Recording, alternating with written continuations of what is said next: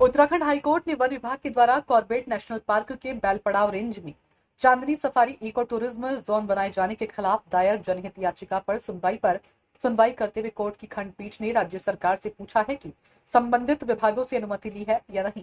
Court को बताएं, आज हुई सुनवाई पर वन विभाग की तरफ से कहा गया है कि यह अभी बनाया ही नहीं गया, प्रस्तावित है, जबकि याचिकाकर्ता की तरफ से कहा गया कि इसके लिए केंद्र सरकार से अनुमति नहीं ली गई है।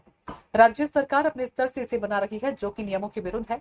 आपको बता दें कि मुकेश बिष्ट, देवेंद्र सिंह फर्तियाल, नवीन उपाध्याय, निवासीगण गेबुआ, कयारी और गजपुर छोई ने जनहित याचिका दायर कर कहा कि तराई पश्चिमी वन प्रभाग के द्वारा बैल पड़ाव रेंज के 35 किलोमीटर एरिया को इको टूरिज्म को बढ़ावा देने के लिए विकसित किया गया है। अब वन प्रभाग इस क्षेत्र में चांदनी सफारी इको टूरिज्म के नाम से नया जोन खोल रही है, जबकि कॉर्बेट नेशनल पार्क में पहले से ही 15 इको टूरिज्म जोन खुले हुए हैं।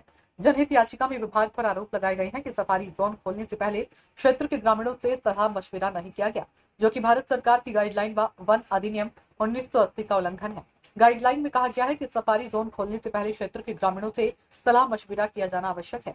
जोन खोलने से ग्रामीणों में आक्रोश है। ग्रामीणों का कहना है कि मानवों का जंगल में आवागमन होने के कारण जानवर प्रभावित होंगे, जिससे कि मानव वन्यजीव संघर्ष बढ़ेगा, पर्यावरण को क्षति होगी, जानवर आबादी क्षेत्रों का रुख करेंगे, इसलिए इस पर रोक लगाई जाए। जबकि सरकार की तरफ से कहा गया है कि जोन को इसलिए खोला जा रहा है कि क्षेत्र का विकास होगा, ग्रामीणों को रोजगार के नए अवसर मिलेंगे। इसका विरोध ग्रामीणों को नहीं करना चाहिए।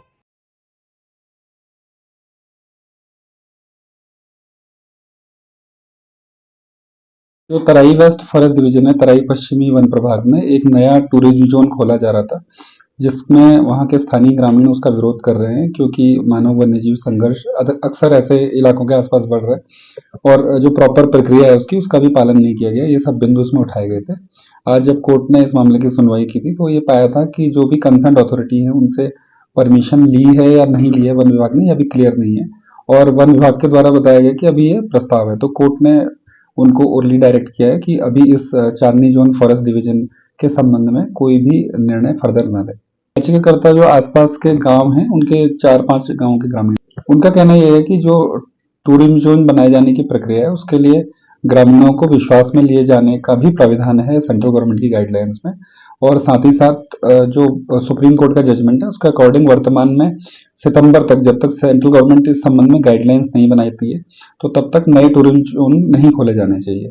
लेकिन इसके बावजूद इसमें राज्य सरकार अपने ही स्तर पर नया टूरिज्म जोन खोल रही थी, जबकि पूर्व से ही इस क्षेत्र में Corbett tiger reserve, Ramnagar forest division, Lansdowne forest division मिलाकर 15 जोन ऑलरेडी वर्किंग है। और नए नए जोन खोलने से वहां पर मानव वन्यजीव संघर्ष भी बढ़ रहा है और जो हैबिटेट है वाइल्ड लाइफ का, जो उनका आवास क्षेत्र है, उसमें भी काफी डिस्टर्बेंस क्रिएट हो रहा है।